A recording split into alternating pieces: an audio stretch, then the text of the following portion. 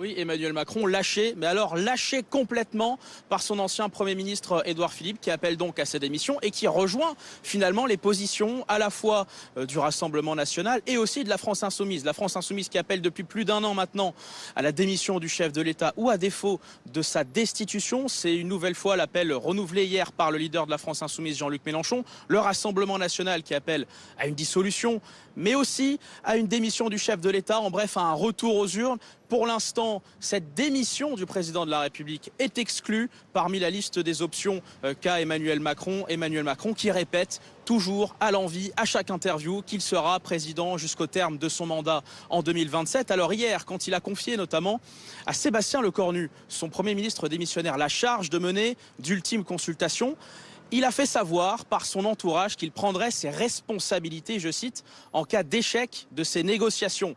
Sans doute ne pensait-il pas à démissionner, mais plutôt à peut-être dissoudre une nouvelle fois l'Assemblée nationale. En tout cas, beaucoup dans son camp réclament en tout cas à minima une prise de parole du chef de l'État.